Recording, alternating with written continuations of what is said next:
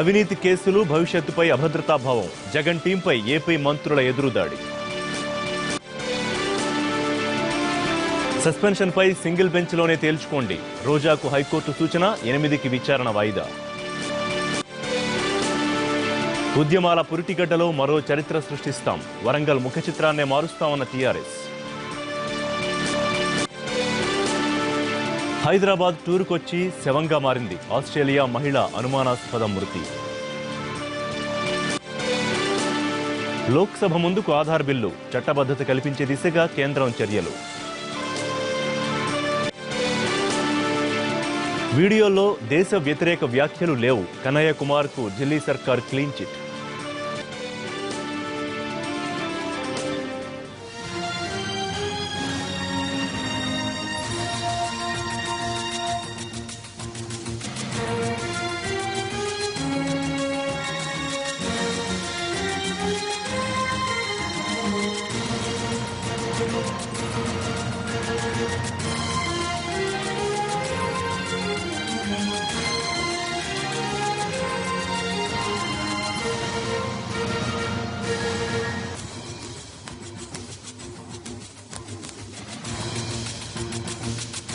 దేశద్రోహ ఆరోపణలతో అరెస్ట్ అయిన జేఎన్యూ విద్యార్థి నేత కన్నయ్య కొద్దిసేపటి క్రితం జైలు నుంచి విడుదలయ్యాడు. నిన్న సాయంత్రం ఢిల్లీ హైకోర్టు కన్నయ్యకు మధ్యంతర బెయిల్ మంజూరు చేసింది. కన్నయ్య రిలీజ్ కావడంతో బీహార్లోని ఆయన స్వగ్రామం బెగుసరాయ్లో సంబరాల్లో మునిగిపోయారు ప్రజలు.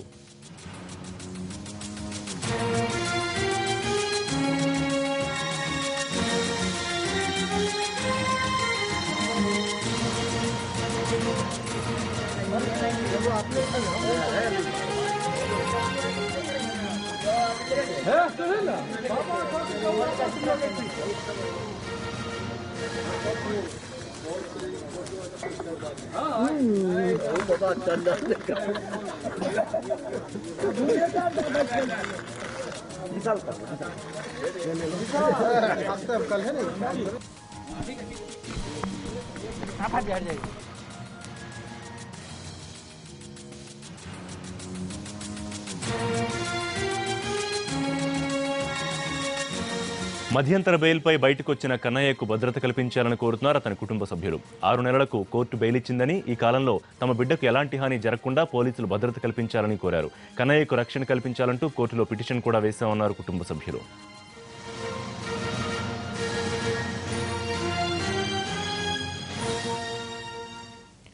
విపక్షాలు ఆత్మన్యూనతాభావం వల్లే సభలో గోల చేస్తున్నారని మోడీ మండిపడ్డారు. వాళ్లు చేయలేకపోయిన పనులు తాము చేస్తున్నందుకు లోలోన ఈర్ష్యతో రగిలిపోతున్నారని చురకలంటించారు. దేశాభివృద్ధిని కొందరు మనవాళ్లే అడ్డుకుంటున్నారని ఓసారి ఇందిరాగాంధీ చెప్పారంటూ ఆమె చేసిన ప్రసంగాన్ని ఉటంకించారు మోడీ. మేక్ ఇన్ ఇండియాను కామెంట్స్ చేయడం సరికాదన్నారు. ये सदन क्यों नहीं चलने दिया जाता है? इसलिए नहीं कि सरकार के प्रति रोष है, एक इंफीरियरिटी कॉम्प्लेक्स के कारण नहीं चलने दिया जाता, क्योंकि विपक्ष में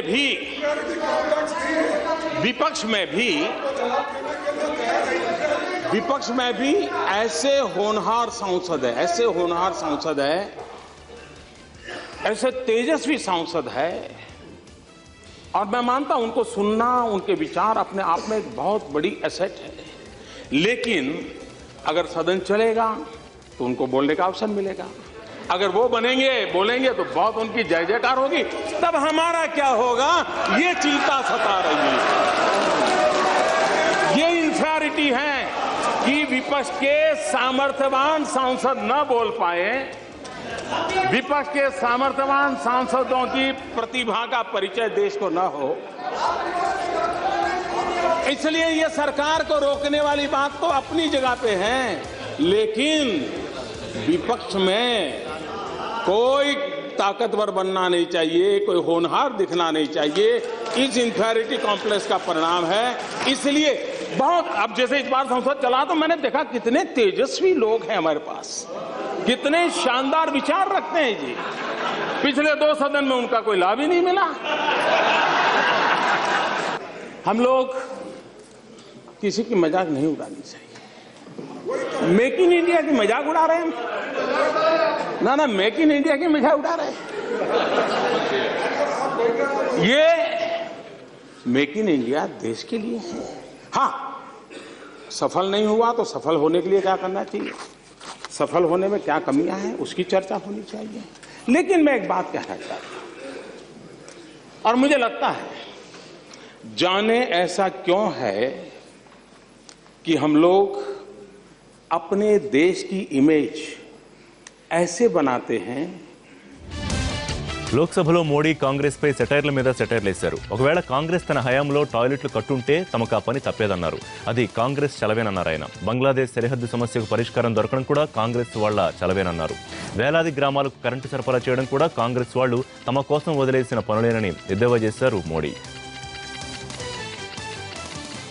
एक अभियान चलाया स्कूलों में टॉयलेट बनाने का। अब आपकी बात सही है कि मोदी जी, अगर हमने हमारे कार्यकाल में सभी स्कूलों में टॉयलेट बना दिए होते तो तुम क्या करते? ये तो हमने नहीं बनाए इसलिए तुमने 4 लाख बनाए। ये आप ही की तो देन है।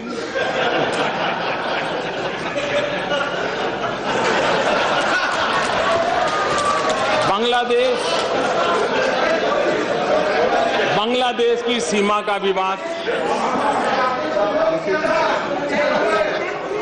इतने दशकों के बाद बांग्लादेश सीमा का विवाद सुलझा।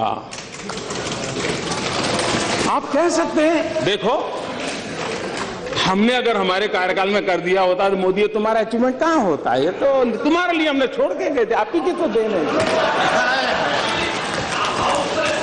अब आप ही की तो देन है। 18,000 गांव, 18,000 गांव आजादी के इतने सालों बाद अंधेरे में डूबे हुए हो, और अगर हम उन गांवों में बिजली पहुंचाए तो आप गर्व से कह सकते हो कि मोदी जी ये 18,000 हमने, हमारी तो देन है, तभी तो आप లోక్సభలో ఓవైపు ప్రధాని సీరియస్గా ప్రసంగిస్తున్నారు. ప్రతిపక్షానికి క్లాస్ పీకుతూ ఉన్నప్పుడు ఈ సమయంలో వెరైటీగా నిరసన తెలపాలనుకున్నారేమో రాహుల్ గాంధీ సభ నుంచి బయటకు వెళ్లిపోయే ప్రయత్నం చేశారు. దీంతో అధికార సభ్యులు నినాదాలు చేశారు. అటు ప్రధాని మోడీ కూడా ఇది మంచి పద్ధతి కాదని రాహుల్కు సూచించారు. ప్రతిపక్ష నేత మల్లికార్జున ఖర్గే కూడా తమ నేతను వారించడంతో రాహుల్ మళ్లీ తన స్థానంలోకి వచ్చి కూర్చున్నారు.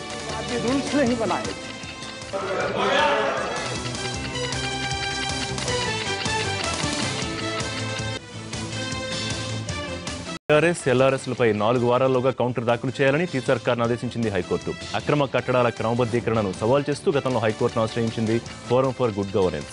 అక్రమ కట్టడాల క్రమబద్ధీకరణపై అసంతృప్తి వ్యక్తం చేసిన హైకోర్టు వచ్చే విచారణలో ఏం చెబుతుందన్న దానిపై ఆసక్తి నెలకొంది.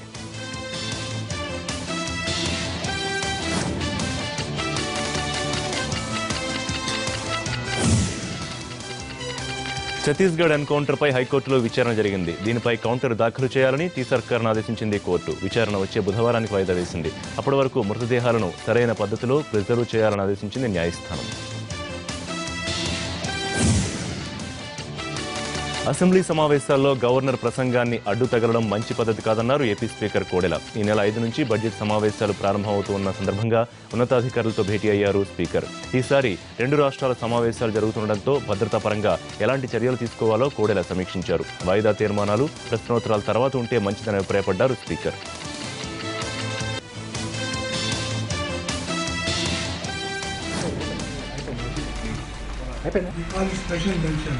I don't entertain adjournment motion. Matter of urgent. Can you 2014 లో పంపించిన అర్జెంట్ మెన్షన్ అసెషన్ సంబంధించిన స్పెషల్ మెన్షన్ 24 మొదట 27 ఆగస్టు 5వ తేదీ ప్రారంభ దినాన గవర్నర్ గారి అడ్రస్ ఉంటుంది. శాసనసభకి శాసన మండలి కలిపి జాయింట్ సెషన్ తర్వాత నెలాఖరు వరకు ఈ సమావేశాలు జరుగుతాయి. మొత్తం 18 దినాల్లో బడ్జెట్ సంబంధించిన పూర్తి డిస్కషన్స్, అదేవిధంగా రాష్ట్రంలో ఉన్నటువంటి అనేక సమస్యలకి అనేక రూపాల్లో చర్చలు ఉంటాయి. 2 తెలంగాణ శాసనసభ సమావేశాలు, ఆంధ్రప్రదేశ్ శాసనసభ సమావేశాలు ఒకేసారి జరుగుతున్నందువల్ల ఆ యొక్క శాంతి భద్రత ఏర్పాటు గురించి వాళ్ళతో మాట్లాడడం జరిగింది. అదేవిధంగా చీఫ్ సెక్రటరీ అండ్ ఉన్నతాధికారులందరితో కూడా ఒక సమావేశం ఏర్పాటు చేశాం. ఈ నెల 12న చలో ఢిల్లీ కార్యక్రమాన్ని నిర్వహిస్తున్నట్టు తెలిపారు ఏపీపీసీసీ చీఫ్ రఘువీరారెడ్డి. ఈ మేరకు న్యూఢిల్లీలో ఓ పోస్టర్ రిలీజ్ చేశారు. ఏపీకి ప్రత్యేక హోదా కోరుతూ ఈ నెల 13 నుంచి 15 వరకు 300 మంది సీనియర్ కాంగ్రెస్ నేతలతో కలిసి ఢిల్లీకి వస్తున్నామన్నారు. ప్రధాని, రాష్ట్రపతి, స్పీకర్ ఇంకా ఇతర నేతలందరినీ కలిసి రాష్ట్రానికి ప్రత్యేక హోదా విషయంలో మద్దతు ఇవ్వాల్సిందిగా కోరుతామన్నారు రఘువీరా. సాగునీటి ప్రాజెక్టుల విషయంలో మహారాష్ట్రతో ఎంత సామరస్యపూర్వకంగా వ్యవహరించామో ఏపీతోనూ అలాగే వ్యవహరిస్తామన్నారు మంత్రి జగదీష్ రెడ్డి. బాబు కూడా సహకరిస్తారని ఆశిస్తున్నామన్నారు. తెలంగాణలో ప్రాజెక్టులు నిర్మించడం ఇష్టం లేని పాలకులు కావాలనే అంతర్రాష్ట్ర వివాదాలు తలెత్తేలా వ్యవహరించారన్నారు జగదీష్ రెడ్డి. కేసీఆర్కు ఆయన కుటుంబానికి ఓట్లు, సీట్లు తప్ప ప్రజా సమస్యలు పట్టవన్నారు టీటీడీపీ నేత రేవంత్ రెడ్డి. సమ్మక్క సారలమ్మల జాతర జరుగుతున్న సమయంలో వరంగల్కు వచ్చిన కేసీఆర్ మేడారం ఎందుకు రాలేదని ప్రశ్నించారు. వేణవంక ఘటనలో యువతిని పరామర్శించి ఆర్థిక సహాయం అందించకపోవడం సిగ్గుచేటన్నారు రేవంత్ రెడ్డి. ఆదివాసీల సెంటిమెంటు, ఆదివాసీల ఆత్మగౌరవం ముఖ్యం కాదు. వీణవంకలో ఒక దళిత ఆడబిడ్డను 3 కిరాతకులు అరాచకంగా మానభంగం చేసి ఆ అమ్మాయి జీవితాన్ని బుద్ధిపాలు చేశారు. ఈరోజు అన్ని మహిళా సంఘాల నుంచి అన్ని రాజకీయ పార్టీల వరకు ప్రతి ఒక్కరు అక్కడికి వెళ్ళి దుష్టులను శిక్షించాలి, ఆ అమ్మాయిని ప్రభుత్వం ఆదుకోవాలని డిమాండ్ చేస్తుంది. వైద్య ఖర్చులు కూడా చిల్లి గవ్వ విదిలించలేదు అని అంటే దళితుల పట్ల, ఆదివాసీల పట్ల, గిరిజనుల పట్ల, మానవ సంబంధాల పట్ల, అసలు మనిషి అనే ఆలోచన విధానానికే వ్యతిరేకంగా పనిచేస్తున్న ఈ ప్రభుత్వానికి వరంగల్ బిడ్డలు ఓట్లేయాల్సిన అవసరం. అసెంబ్లీ నుంచి ఏడాది పాటు సస్పెండ్ చేయడాన్ని సవాలు చేస్తూ వైసీపీ ఎమ్మెల్యే రోజా దాఖలు చేసిన పిటిషన్ను హైకోర్టు వాయిదా వేసింది. సస్పెన్షన్ కేసును సింగిల్ బెంచ్లోనే తేల్చుకోవాలని డివిజన్ బెంచ్ సూచించడంతో రోజా ఏకసభ్య ధర్మాసనంలో పిటిషన్ వేశారు. కేసు వివరాలను పరిశీలించిన న్యాయస్థానం విచారణ ఈ నెల 8కి వాయిదా వేసింది. 5 నుంచి అసెంబ్లీ సమావేశాలు ఉండడంతో మరోసారి డివిజన్ బెంచ్కు వెళ్లే ఆలోచనలో ఉన్నారు ఎమ్మెల్యే రోజా.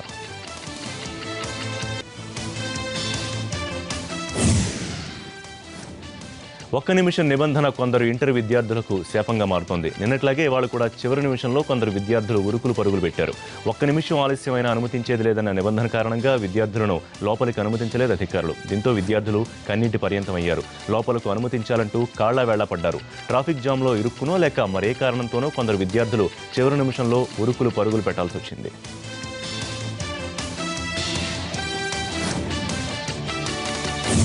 సికింద్రాబాద్ స్వప్నలోక్ సెంటర్ వద్ద ఓ సాఫ్ట్వేర్ ఉద్యోగి దారుణ హత్యకు గురయ్యాడు. హైటెక్ సిటీలోని ఓ సంస్థలో ఉద్యోగం చేస్తున్న సంజయ్ తెల్లవారుజామున ఆఫీసు నుంచి తిరిగి వస్తున్న సమయంలో ఈ ఘటన జరిగింది. స్వప్నలోక్ కాంప్లెక్స్ వద్దకు రాగానే వెనక నుంచి కారులో వచ్చిన దుండగులు అతని బైక్ను ఢీకొట్టి కత్తులతో దాడి చేశారు. దీంతో అతను అక్కడికక్కడే మరణించాడు. సీసీ కెమెరా ఫుటేజ్ ఆధారంగా పోలీసులు దర్యాప్తు చేస్తున్నారు. సమీపంలో విధులు నిర్వహిస్తున్న మహంకాళి పోలీసులు నిందితుల కారును వెంబడించినా పట్టుకోలేకపోయారు.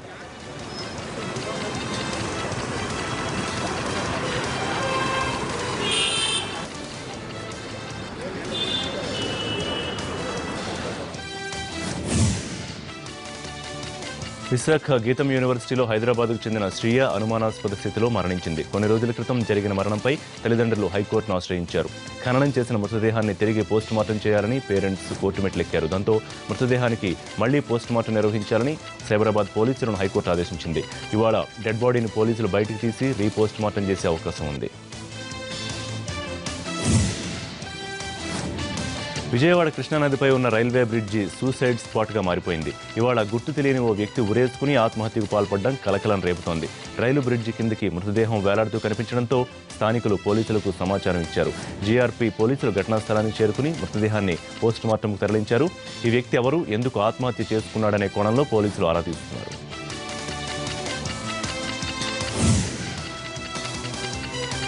ఛత్తీస్గఢ్లో భారీ సంఖ్యలో మావోయిస్టులు పోలీసులకు లొంగిపోయారు. జగదల్పూర్ కమిటీకి చెందిన 23 మంది నక్సల్స్ కల్లూరి పోలీసుల ముందు ఆయుధాలతో సహా లొంగిపోయారు. తాము అడవుల్లో తిరుగుతూ తీవ్ర ఇబ్బందులు ఎదుర్కొన్నామని, పోలీసులు సహకారం అందిస్తారన్న నమ్మకంతోనే లొంగిపోయామని నక్సల్స్ చెప్పారు.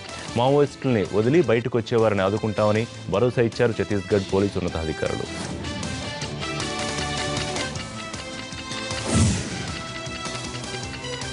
ఉద్యోగుల భవిష్య నిధి ఈపీఎఫ్ ఉపసంహరణపై పన్ను పోటును పూర్తిగా ఉపసంహరించాలని డిమాండ్ చేశారు కాంగ్రెస్ ఉపాధ్యక్షుడు రాహుల్ గాంధీ. కేంద్ర బడ్జెట్లో అరుణ్ జైట్లీ చేసిన ప్రతిపాదనను వెనక్కి తీసుకోవాలని విజ్ఞప్తి చేశారు.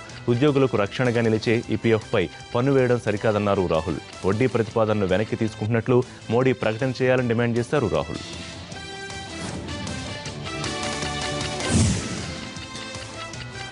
పొలాల్లో భూమి దున్నాల్సిన రైతన్నలు ట్రాక్టర్లతో బెంగళూరు రోడ్డెక్కారు. ట్రాఫిక్ పోలీసులకు వ్యతిరేకంగా ఆందోళనకు దిగారు.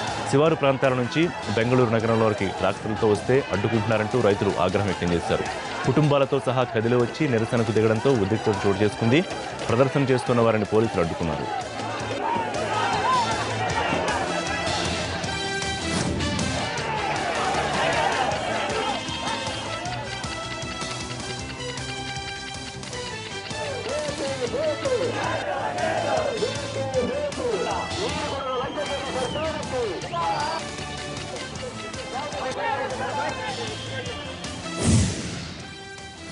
న్యూజిలాండ్ క్రికెట్ దిగ్గజం మార్టిన్ క్రో చనిపోయాడు. 4 ఏళ్లుగా క్యాన్సర్తో బాధపడుతోన్న క్రో ఆక్లాండ్లోని ఓ హాస్పిటల్లో కన్నుమూశాడు. న్యూజిలాండ్ తరపున 77 టెస్టులు, 143 వన్డేలు ఆడిన క్రో 1992 వరల్డ్ కప్ పర్ఫార్మెన్స్తో స్టార్ ఇమేజ్ తెచ్చుకున్నాడు. ఆ వరల్డ్ కప్లో న్యూజిలాండ్ సంచలన పర్ఫార్మెన్స్తో వరుస విజయాలు సాధించింది. 33 ఏళ్లకే రిటైర్మెంట్ ప్రకటించిన క్రో క్రికెట్ పరిపాలనా వ్యవహారాలు చూసుకున్నాడు. క్రికెట్ దిగ్గజం మృతికి ఐసీసీ సంతాపం ప్రకటించింది.